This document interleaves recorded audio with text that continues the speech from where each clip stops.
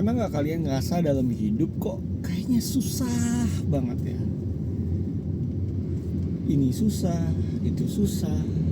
Dan ya, hari ini kita akan ngomongin soal susah. Buat yang pertama kali nonton video ini, kenalin, saya Yehezkiel, seorang bapak-bapak yang ya pengen meninggalkan sesuatu aja buat anak-anaknya gitu. Dan siapa tahu bisa ngebantu kalian yang nonton video ini. Hari ini kita akan ngomongin soal choose your enemy wisely, atau pilih susah kamu atau musuh kamu secara bijak gitu. Sebenarnya pemikiran ini dapatnya tuh dari sebuah buku. Dia dari Patrick Bet-David. Dia tulis buku tentang choose your enemy wisely. Dalam hidup pasti kita punya musuh. Mau sebaik apapun, pasti kita punya orang yang gak suka sama kita. Mau kita dermawan pun ada orang yang sirik pasti. Mau kita sesukses apapun, pasti juga ada yang ngatain. Mau kita sesuci apapun, kasarnya ya, tetap aja ada orang-orang yang gak suka sama kita. Makanya di buku ini ngajarin kita untuk oke, kalau misalnya kamu pasti punya musuh, pilihlah musuh kamu secara bijak. Karena ada orang yang memilih musuhnya secara tidak bijak dan ada yang secara bijak. Makanya dia bisa menempatkan dirinya di komunitas, di society atau di lingkungan itu dengan posisi yang bagus. Sebagai contoh, kemarin lagi presidential election atau pemilu di Amerika. Di situ Donald Trump sama Kamala Harris dua-duanya saling menempatkan diri mereka secara bagus. Dan saya highlight Trump ya, Donald Trump benar-benar memilih jadi musuhnya Kamala Harris yang 100% kontras sama si Kamala gitu. Dari situ dia menempatkan dirinya menentukan gitu bahwa ini teman gua, ini musuh gua. Dan di situ kampanyenya terbukti berhasil. Dia memilih untuk berteman dengan Joe Rogan, terus juga Elon Musk. Dan dari public figure itu makanya dia juga dapat banyak suara gitu. Sama halnya kalau kita mau aplikasiin itu ke diri kita sendiri. Banyak mungkin dari kita yang musuhan sama saudara kita atau musuhan sama orang tua kita, dan itu sama sekali nggak bijak. Karena orang tua kita pasti mau yang terbaik buat kita. Saudara mungkin kalau misalnya agak gontok-gontokan iya, tapi darah kan lebih kental gitu daripada apapun. Makanya kita harus sadar bahwa sebenarnya musuh kita tuh bukan saudara kita, bukan keluarga kita. Justru malah kita harus bersatu melawan masalah-masalah yang mungkin muncul di dunia ini gitu. Kita juga banyak di luar sana yang musuhannya sama istri atau sama suaminya sendiri. Kerjaannya kalau keluar rumah ya suka ngejelekin pasangannya sendiri. Dan sangatlah nggak bijak, karena kalau di Kristen gitu ada istilah dua menjadi satu. Di janji pernikahan kita Tuhan udah menjadikan kita satu gitu. Jadi kalau kita jelekin pasangan kita lagi jelekin diri kita sendiri gitu. Dan seharusnya kita berdua sebagai pasangan suami istri itu jadi kompak untuk melawan masalah yang ada di dunia ini. Dan anak-anak juga pasti akan melihat kita sebagai orang tua. Oh, kalau orang tua akur, biasanya anak juga akan jadi akur. Dan juga masih banyak lagi hal-hal yang perlu kita pikirkan untuk jadi orang yang memilih musuhnya dengan bijak.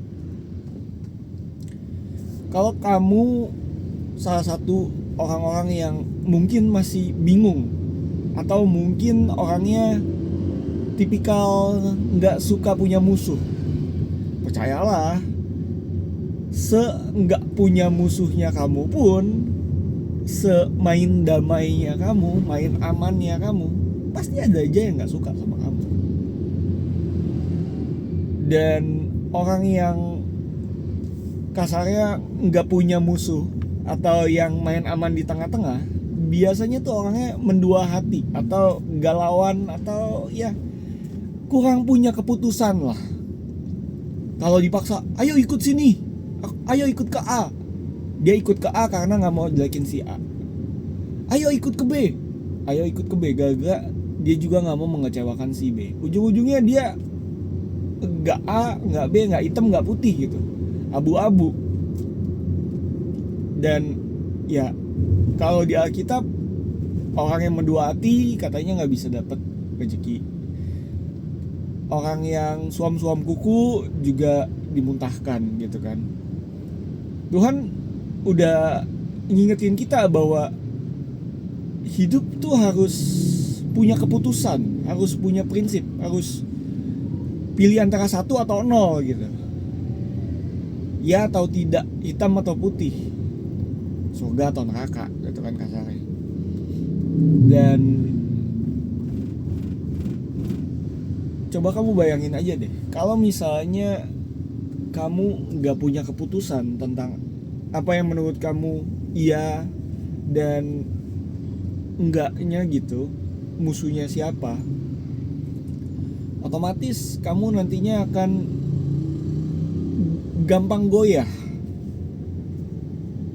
Saya mau ngingetin buat kamu untuk selalu punya yang namanya prinsip, punya keputusan.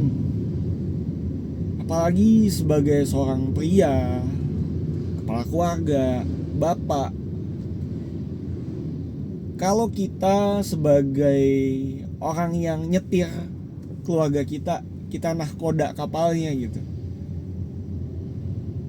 Kita pegang kendali, tapi kitanya nggak tahu mau ke kiri apa ke kanan. Ujung-ujungnya keluarga kita akan diem di tempat dan nggak akan sampai ke tujuan yang kita harapkan gitu. Nah, saya mau ngingetin, choose your enemy wisely, choose your heart. Pilih susahnya kamu, karena hidup pasti susah. Bangun pagi susah nggak? Susah. Tapi kalau dihukum karena telat masuk kerja atau masuk sekolah, itu juga susah. Olahraga susah nggak? Capek nggak? Capek. Tapi kalau masa tuanya nanti sakit-sakitan, mesti pakai tongkat, kursi roda, susah nggak? Susah. Nabung susah nggak? Susah. Miskin lebih susah. Ujung-ujungnya kita harus memilih. Dan kalau kamu nggak tahu gimana caranya memilih yang baik, belajar dari apa yang Alkitab udah ajarkan. Di Alkitab udah banyak banget pelajaran hidup dan ilmu-ilmu yang Tuhan udah berikan. Kenali pribadi Tuhan. Dan kalau masih kebingungan, tanya aja sama Tuhan. Mintalah maka kau akan diberi, carilah maka kau akan menemukan, ketuklah maka pintu akan kau dibukakan. Tuhan janjinya udah banyak banget buat kamu, dan Dia pengen kamu mengandalkan Dia dalam kehidupan kamu sehari-hari. Jadi saya mau ngingetin lagi, choose your enemy wisely. Pilih musuh kamu secara bijak, pilih susah kamu secara bijak.